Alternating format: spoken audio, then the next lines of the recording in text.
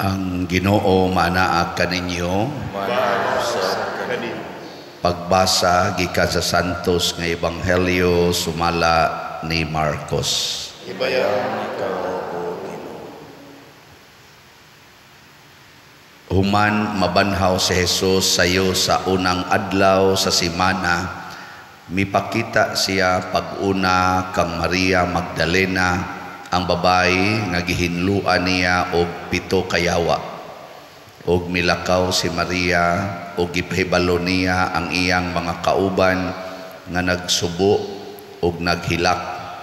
Sa pagkadungog nila nga si Jesus nabuhi og nga si Maria nakakita kaniya, wala sila mutuo.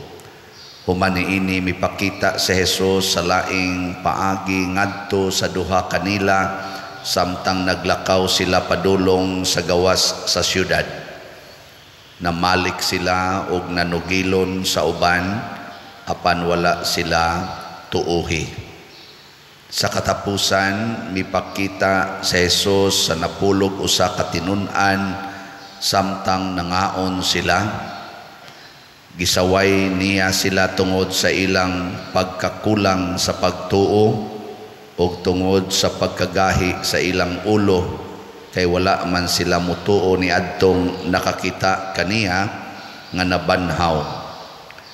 Miingon siya kanila, "Panglakaw kamo sa tibuok kalibutan ug isangyaw kining maayong balita ngadto sa tanang tao."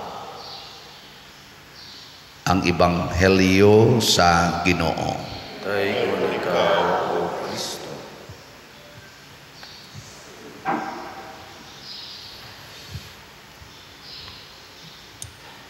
Kining sugo ni Jesus nga panglakaw mo sa tibuok kalibutan ug isangyaw sa tanang tao ang maayong balita.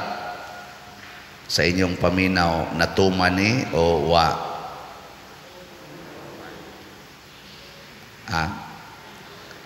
Natuman o wala?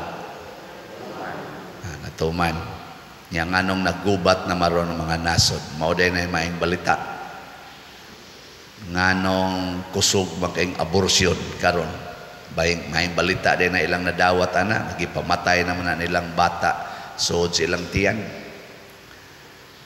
Nganong sige naman rog kinihaay ang hastang mga managsuo, nagkinihaay naman tungod lang anang utang, tungod anang mga utlanan sa yuta nga kabilin silang ginikanan. Ang sama na, mahing balita pa na. Nganong taas man kairon ang rate sa depression, ikumparar sa mga previous years, saka magmaayo, hasta ang cases sa suicide. Labi na gyud mga batanon. Maing balita din na ilang nabati mo nang nag-suicide sila. Kamong mga asawa nga ni adinhi, nagsangyaw ba mo sa maing balita ngadto sa inyo mga bana? Kinsay mo ingon nga nagsangyaw ko, Father, tasang kamo. Maayo kay naay ni Clay, mga 3 ka buok. Kamong mga bana nga ni adinhi, nagsangyaw sad mo sa maayong balita ngadto sa inyong asawa. Kinsa sa ninyo ang muklaim, Father, ako ginang gibuhat. Tasa kawat. Buangon yung mga banaway ni isa. Kamo na lang mga ginikanan. Kinsa ninyo ang nagsigig sangyaw maayong balita ngadto sa inyong mga anak. Tasa kamot. Maayo. Kay daghan ang nikuan. Unsa may maayong balita sa Ginoo, ang sentro mao ang gugma. Pasabot og magsangyaw tag maayong balita, magsigi ra gid tag higugma sa matag tao, di gid ta masuko. Kinsa dinhi ginikanana nga wa gyud masuko sa inyong mga anak. Tasa kamot. Mga buangon gid ay mo. Ingon mo maayong balita. Di man di ay gugma mao na ang atong mga apostoles.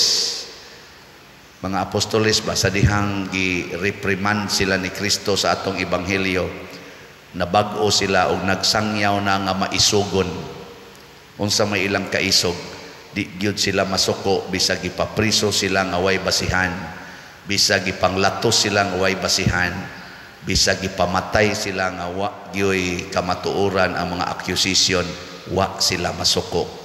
Parehago nila Pedro Calungsod, Lorenzo Ruiz, gipangpatay nga naghimo man untag maayo, pero wa masuko. Mao nay maing balita na karon sa social media, naadiha ang violence, naadiha ang mga intriga, naadiha ang mga pamakak, naadiha tanan mga garbo, walay maayong balita. Kanang ingnon ka nga kulori imong buhok aron mubatan-on ka, maing balita na o dili? Bakak man na, bakak. Gitudluan ka pagpamakak, hastang colors imong buhok ipamakak na nimo.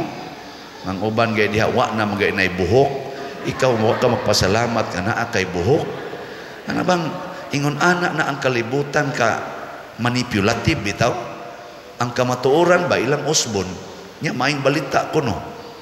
Isa na maing balita biya na ngano man nanabi aroy epektibo kaayo nga paputi sa naong. Ano? May pa ka ng balita nga kita dinhing mga Pinoy di man ta putig naong.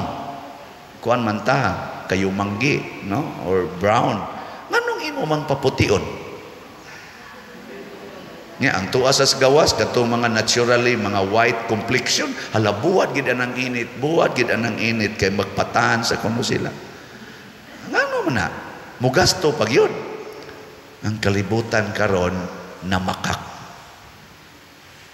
Nung sa may gikinahanglan aron dili ta mamakak, kay bawo mo? Ha? Matod pa diri sa atong unang pagbasa, ilang gi-investigate ang background aning mga apostoles ug ni Kristo, mga wa ka eskwela day sila. So ang maing buhaton karon ay namo pang eskwela. Bitaw. Mong nay unang requirement, ayaw gyud pang eskwela kay kining knowledge nato nga na-acquire diha sa kana ganing eskwelahan, mao gid ni gatudlo nato pagsupak-supak sa Ginoo. Hinomdo mo ang giprohibit sa Ginoo ni Adam and Eve dito sa paradise, ayaw mo pagkaon sa bunga aning kahoya. Unsa man tong kahoya? And the only tree nga di sila kakaon sa bunga, the tree of knowledge. Kuyaw kay nang knowledge, kanang pag-colors buhok, knowledge man na. Kanang pagpaputi naon, knowledge man na. Kanang pag-ligate, kanang pag-vasectomy, knowledge na. Kanang pag-transfer sa sex organ sa babae o sa lalaki, aron ingnon kang transgender, knowledge na. Kanang pag-abort o bata, knowledge po na. Kanang paghimog mga armas para maggubata, knowledge po na. Kanang paghimog dagko kay mga factories para dagko ang production, mass production, knowledge po na.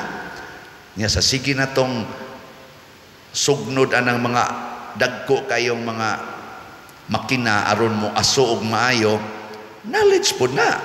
Mao nang naguba na ang atong ozone layer tungod nas knowledge. Mao nang purti na rong daghanang cancer tungod nas knowledge. Daghan kay tag kidney failures, apil naming mga pare, knowledge gapo na. Peligro kay ng knowledge. Ingkaw niya pa der, sila si St. Ambrose, St. Thomas Aquinas, San Agustin, San Vicente Ferrer, full of knowledge man na sila. Ang sa may ilang gibuhat, ilang gidisown ang ilang knowledge o giilisa nila sa God's wisdom. Ako, knowledgeable man sad ko. Graduate ko kog 4 ka degrees. Knowledge, oy. Muna, sige kog baligyag slat. Knowledge man eh. Knowledge man guna kay kon baya ko, commerce baya ko, graduate mo man ay first na kong degree, accounting, niya, banker sa ko by exposure. Walogog ko katuig hapit nagtrabaho og bangko. Di ka maudyo ka ng pamaligya, ka ng pag-compute, ana, mga strategy ba, mga business strategies, knowledge na nako. pero ako nang gigamit para sa Ginoo. Dili para sa akong bulsa. Mo na baligya kog slot, apil sa kog palit og slot kay para man ni simbahan, di man ni para ako. Pero mamaligya kog slot aron inyong palito ng slots nya imbis para simbahan iso na ko sa bulsa, knowledge pud na. Pero gitawag nag evil knowledge. Mo na peligro kayo kanang knowledge munindot ra na siya basta musunod na siya sa mandate of faith. Pero mandate of pride patay kita. Gamiton imong knowledge unya pride imong gamiton patay. Sige, lingay imong tupad. Pangutan na, kumusta imong knowledge? Maayong pagkagamit? Ayun na kano. Imong knowledge ba maayong pagkagamit? Ilahan man ani mo og maayong pagkagamit ang knowledge ngano man mo resulta na og peace, unity, happiness, progress, and above all holiness of life. Maunay resulta basta may pagkagamit ang knowledge. Bati gani pagkagamit ang knowledge unsa may mahitabo na adayoning gubot, gubat, kadaot, mga sakit, kamatay, o pagka makasasala, mo spread og maayo ang sala. Bitan na ka nang naimangutanan nako, Pader, okay ra ka aning LGBTQ? Nako, okay. Basta di lang makasala. Siya ka na sang pari nga magsuod og madre, okay ra ka na. Pero nako, okay kayo. Basta walay sala. Di ba? So niya ka nang bana nga daghan sag suod iyang tiksan-tiksan mga babae. Okay ra sa kana. Nako, okay gyapon. Basta walay sala. Siya ka ng asawa nga suod kay pari. Ang bana masuko na lang noon ako. Okay ra gina makigsuod ang asawa sa ngadtos pari basta dili lang makasa. Simple kayo. Yan kanang pa colors buhok pa der. Basta way sala. Kanang pagpangural og balay, sige ra ba kagwali ana. Nako basta nangural ka nga way sala. Di ba? Kani di atong simbahan ato man nang gikural pero wa man takasa ngano man na may saktong agianan ang silingan. Ang kuyaw mangural ka nya wa na agianan ang silingan. Pakulor kas imong buhok tungod kay gipadamgo kas Ginoo nga pakulori na imong buhok. Di ka kasaan na total wa man kay ambisyon nga magpakolor sa imong buhok. Nituman ra man kas Ginoo nga niingon pakulori imong buhok. Pero ikaw wa kay ambisyon sa ato padili out of pride, out of obedience. Pero gud ni Mama Mary, tanawas Mama Mary, namabdos, wa hilab tiglaki, way bana pa atong panahona. Wa man siya kasa kay sinugo man siya sa Ginoo. Di ba? Mo na og nagpakolor ka sa imong buhok siguro ang Ginoo mo'y nagsugo. Inikis-kis sa imong kilay na sugo sa Ginoo. Ana, kis-kis din ka. Ikaw sa sunod Lord, isa ayaw badlis. Ang Ginoo mo naman ang kikis-kis ayaw badlisi. Naaw na to kung sakag na. Kay pare ko na ning buhok ako o ani gikis-kisan man isa kana ganing barbero. Pero wa nako ilisig laing buhok. Gihuwat nako nga motubo. Igo rang gikortihan o kana dili na siya sala. Pero imo ganing gikis-kis nya imong gibadlisan tungod kay naglagot ka atong pormaha. Imo nang giinsultuhan ang Ginoo nga mo'y nag-arrange anang imong kilay. Nya anha na diha ang sala. Kay ngano man ikaw na may nagbuot-buot. Muna karon daghan kay nagbuot-buot. Hangtod mura nagway buot. Kana day mga batanon karon nga wapay mga trabaho, nagbuot-buot og himo anang sex. Inig kamabdos asa man i-deliver ang bata ngadto in town sa mga ginikanan nga nagbaguod na kaayo sa kalisod tungod sa pag-atiman nila, pagpa-eskwela. Nya diliberan pagid nimong bata, additional na sa tong budget sa gatas, sa diaper ug sa mga maintenance. Wa kay buot pagkaanaka ka. Muna ang simbahan di gyud motugot anang magbuot-buot og sex kanang gitawag og premarital sex. Kay nga naman dako man ang kadaot nga imong ihatag sa imong pamilya, imbis ni dako na ka makatabang kagamay sa imong pamilya nga magaan-gaan, imo naman ang gipabugatan. Ya, ang inahan pag yun mo, amahan mo pag magsigig bantay sa bata, di mo nimong babysitter nga ikaw nga to, ini kahuman na sa dimog panganak, dangtag mga pila ka buwan, haga short na sad nga to, short. To na gitukhang na sad, deliver na sad. Wa kay buot, kay kasigi kag buot-buot. Kamao man ko ana, kamao man ko mogamit og kondom, kamao man ko mogamit og pills, ini kasipit, sipyat man. Wa na gid ni value sa purity, the holiness of human body by maintaining purity and virginity. Di ba? Ayaw pagbuot-buot, pag-agad sa Ginoo. Kasayon ra na, pila ray pag-ingos Ginoo, Lord, kuyog mi sa among uyab, akong uyab. Nga. Saban Lord, muhikap dili. Ug di mo ingong Ginoo hikap, ay gyud hikap. Di ba? Ug mo ingong Ginoo hikap. Hikap saga. Saman Lord, mulayog dili. Ug di mo ingong Ginoo ayaw, kutob ra kas hikap. Kamot, ana, di ra kutob. Layog-layog, ayaw. Wa man mo ingong Ginoo. Karon ini kaminyo sad. Ini kaminyo. Unsa man sa imo isultis Ginoo, Lord, asawa naman gid nako, bana naman gid nako, mutupad kog higda dili. Unsa may isultis Ginoo? Kinahanglan kang mutupad kay dili na mo duha, usa na lang mo. Ikaw niya mutupad Lord, butang ag unlan in between sa dili gakos gyud kay usa na lang mo. Ikaw niya Lord, gikan man is kabit, agak sana kay maunay imong bana karon hingabit. Ana. Kasakita sa dana Lord, sa ako gani nalansang sa krus sa akong pagakos ninyo. Ako gani nagpakamatay sa akong paghigugma ninyo. Nya ikaw igo ra nang nangabit, di nakakahigugma. Paabuta, patyon gyud ka ana. Nya moingon din ka, for the sake of your love, I will offer my life niining buangon kong bana. Wala. Ikasunod adlaw, patay na ka. Di ba? Pero mabuhi ka dito sa langit. Wala na kanindot. Ang tanan natong buhaton para langit, dili para sa kaugalingon. Ug mao nay kalainan sa tinuod nga nag-eskwela ug sa tinuod nga nagsunod sa Ginoo. Ang tinuod nga nag-eskwela ug knowledgeable, kamaong mosunod, kamaong mo discovery sa kabubuton sa Ginoo, dili magbuot-buot. Ang taong nagsunod sa Ginoo dili mahadlok nga momantala sa gugmas Ginoo nga mao ang iyang ebanghelyo ngadto sa tanang tao, bisan pag kanang maong tao buot nang mupatay nimo padayon sa paghigugma. O diha dapita makaingon kita atong tubag sa Salmo. Sa tubag na to Salmo, daygon ko ang Ginoo kay imo akong gipatalinghogan.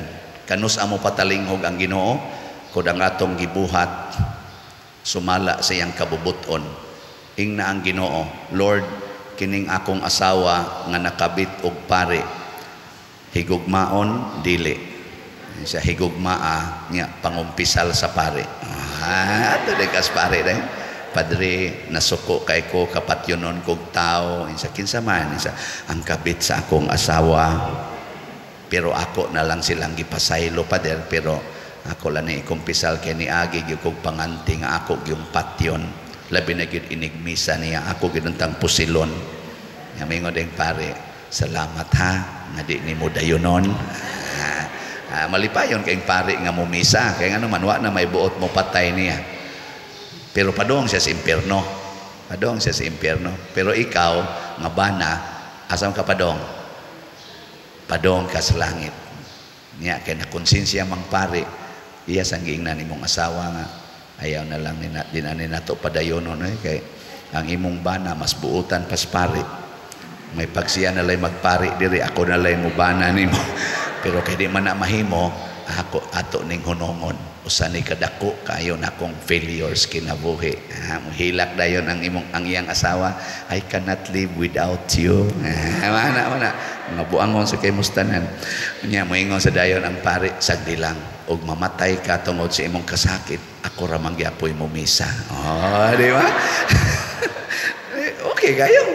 Wa pay sala. Nangamatay nga wa nay sala. Diin man to gasugod sa pagsangyaw nga maisugon sa bana sa iyang gugmas Ginoo. No. Pero kana ako buhat-buhat ra ning istorya hadi ni tinuod ha. Pero matinuod sad okay ra sad gyapon. Sige na manindog na ta.